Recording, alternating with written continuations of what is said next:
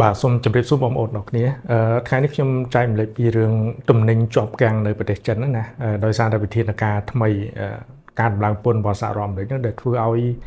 អ្នកលក់យើងនិយាយសាមញ្ញអ្នកលក់នៅចិនអ្នកនាំចេញនៅចិនហ្នឹងគឺជាប់គាំងខ្ញុំមើលតាមបណ្ដាសារព័ត៌មានណាហើយនេះគឺជាបញ្ហាធ្ងន់ធ្ងរដែលកំពុងកើតឡើងនៅប្រទេសចិនបើសិនជារដ្ឋាភិបាលចិននឹងឆ្លើយតបអត់ទាន់ពេលឬក៏ក្នុងរយៈពេលខ្លីហ្នឹងយើងដោះស្រាយអត់បានទេគឺនាំឲ្យមានវិបត្តិដែលនាំឲ្យមានអ្នកអត់ការងារធ្វើហ្នឹងច្រើនមែនទេណានៅក្នុងវិស័យដឹកជញ្ជូននាំចេញ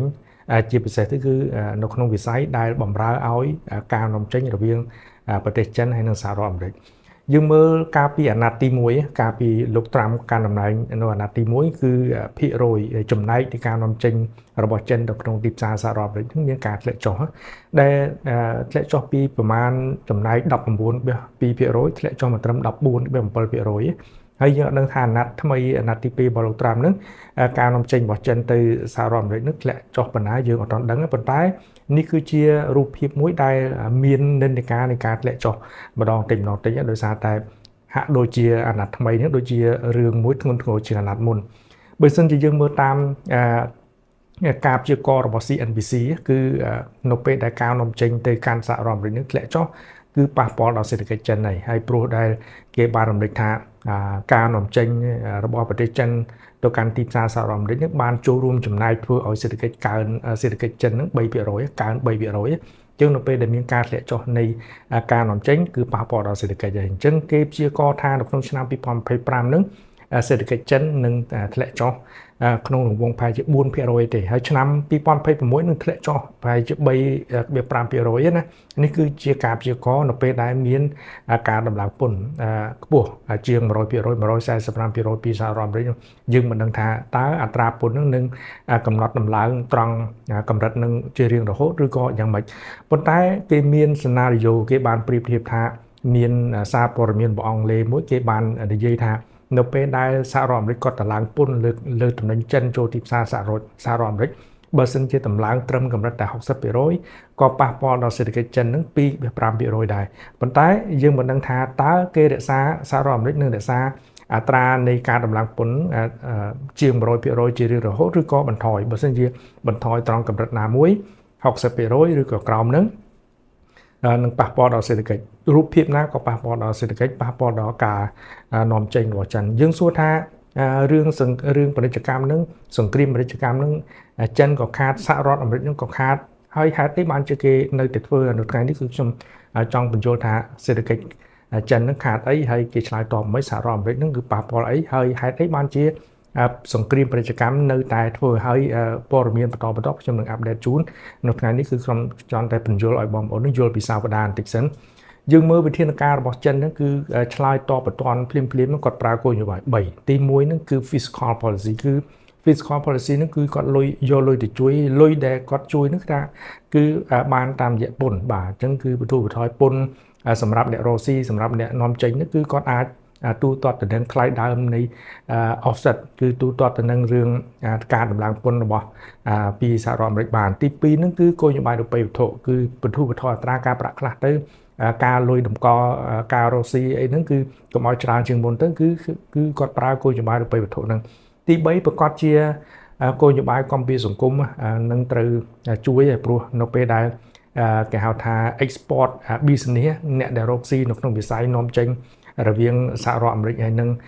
ប្រទេសចិនហ្នឹងគឺបង្កើតការងារនៅប្រទេសចិនហ្នឹងប្រមាណជា10លានទៅ20លាននាក់អញ្ចឹងនៅពេលដែលវិស័យនឹងមានផលប៉ះពាល់គឺ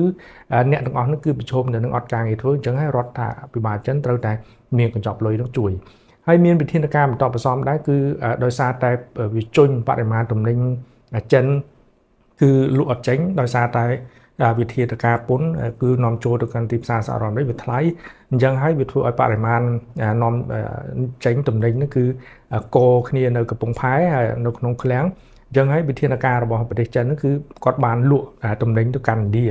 ដែលខ្ញុំមើលសារព័ត៌មានរបស់ឥណ្ឌាដែលគេបានផ្សាយនៅខែមេសាហ្នឹងគេថាមានផលិតផលពីប្រទេសចិនច្រើន dumping ណាគឺលក់ត្រង់ថ្លៃមួយ dumping មានន័យថាត្រង់ថ្លៃមួយថោកជាងកម្រិតធម្មតាលក់ទៅក្នុងទីផ្សារឥណ្ឌាដោយសារទីផ្សារឥណ្ឌាគឺមានប្រជាជនធំអញ្ចឹងនេះគឺជាដំណោះស្រាយបន្តបន្សំដែលប្រទេសចិននឹងធ្វើហើយក្រៅពីនឹងក៏រដ្ឋាភិបាលចិននឹងស្វែងរកទីផ្សារថ្មីដែរ ដើម្បីទូទាត់ទៅនឹងរយៈពេលដែលលោកត្រាំកាន់តំណែងជាប្រធានាធិបតីសហរដ្ឋអាមេរិកដែលគាត់ដំឡើងពន្ធឥទ្ធិពលខ្ពស់នៅលើការនាំចេញរបស់ប្រទេសចិនដែលធ្វើឲ្យសេដ្ឋកិច្ចរបស់ប្រទេសចិនជួបទៅនឹងបញ្ហាទាក់ទងទៅនឹងរឿងរបស់សហរដ្ឋអាមេរិកវិញតើគាត់ប្រឈមទៅនឹងបញ្ហាអ្វីខ្លះយើងដឹងទាំងអស់គ្នាថានៅពេលដែលទំនិញសពសារពើរបស់ប្រើប្រាស់ទូទៅវាថ្លៃគឺតាមរយៈនៃការនាំចូលថ្លៃគឺប៉ះពាល់ដល់ប្រជាពលរដ្ឋហើយប៉ុន្តែគេបានរំលេចនៅផលិតផលសំខាន់មួយចំនួននៅសហរដ្ឋអាមេរិកដែលសហរដ្ឋអាមេរិកតែងតែពឹងចិនក្នុងការផលិតគឺកំពុងរងផលប៉ះពាល់ធ្ងន់ធ្ងរដូចជាទូរស័ព្ទកុំព្យូទ័រឬក៏សម្ភារៈដែលតាក់ទងទៅនឹងរឿងបច្ចេកវិទ្យា game អីណាគឺកំពុងមានផលប៉ះពាល់ហើយយើងមើលទំនិញដែលចិនលក់ឲ្យចិនលក់ទំនិញឲ្យសហរដ្ឋអាមេរិកនោះគឺឈរលេខ2លើពិភពលោកណាហើយចិនទិញទំនិញពីសហរដ្ឋអាមេរិកឈរលេខ3បាទ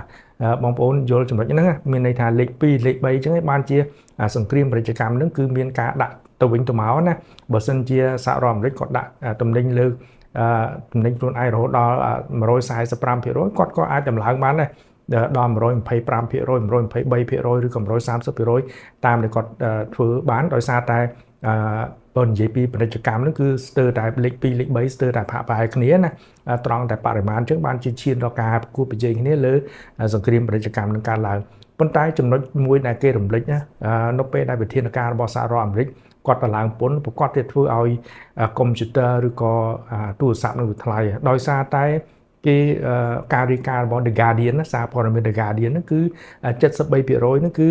សហរដ្ឋអាមេរិកនេះពឹងលើប្រទេសចិនក្នុងការយកវត្ថុធាតុដើមដើម្បីធ្វើទូរស័ព្ទទំនើបហើយក្នុងនោះមាន 78% ធ្វើ laptop បាទ laptop ដែលយើងប្រើប្រាស់សប្តាហ៍ថ្ងៃនៅក្នុងទីផ្សារសហរដ្ឋអាមេរិកហ្នឹងគឺបានមកពីវត្ថុធាតុដើមពីប្រទេសចិនហ្នឹង 78% ហើយក្នុងនោះមានសម្ភារៈ game វីដេអូ game ហ្នឹងគឺប្រមាណជា 87% គាត់ពឹងពីប្រទេសចិននេះគឺជាបញ្ហាក្រៅពីគឺជាវិស័យមួយដែលកំពុងប៉ះពាល់ដល់ទៅនឹងសេដ្ឋកិច្ចរបស់សហរដ្ឋអាមេរិកដែរក្រៅពីទំនិញប្រើប្រាស់សពសារពើយើងមើលការព្យាករណ៍របស់សេដ្ឋកិច្ចសហរដ្ឋអាមេរិកក៏ធ្លាក់ដែរគេធ្លាប់តែរំពឹងថាសេដ្ឋកិច្ចសហរដ្ឋអាមេរិកនឹងមានកំណើន 1.9% ក្នុងឆ្នាំ2025ប៉ុន្តែឥឡូវនេះគឺគេព្យាករណ៍ថាអត្រាហ្នឹងគឺមិនអាចកើនដល់ប៉ុណ្្នឹងទេគឺមានកម្រិតត្រឹមតែ 1.5% ទេដែលជាកម្រិតមួយដែលគេព្យាករណ៍បាទអញ្ចឹងយើងមើលថាសេដ្ឋកិច្ចចិនក៏ធ្លាក់សេដ្ឋកិច្ចរបស់សហរដ្ឋអាមេរិក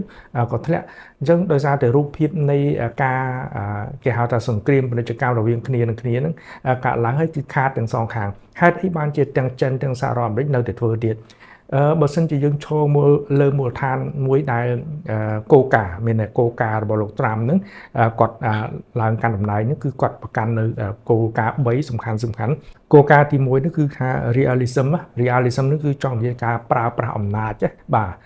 ការប្រើប្រាស់អំណាចដើម្បីទៅបង្ខំគេបាទដូចជាទោះបីសម្ព័ន្ធមិត្តរបស់សហរដ្ឋអាមេរិកគឺទៅបង្ខំគេឲ្យធ្វើតាមខ្លួនដោយសារតែហេតុជាប្រទេសខ្លាំងអញ្ចឹងគឺលោកត្រាំគឺគាត់តែងតែប្រើគោលការណ៍ទី1គោលការណ៍ទី2នោះគឺគាត់បញ្ជ្រាបនៅគេហៅថាវិស័យសង្គ្រាមត្រជាក់ណា Cold War Diplomacy គឺគាត់បញ្ជ្រាបម្ដងតិចនៅលើពិភពលោកគាត់ចង់បញ្ឆេះឲ្យមានរូបភាពនៅឡើងអញ្ចឹងទី1គេគាត់បង្ខំគេទី2គាត់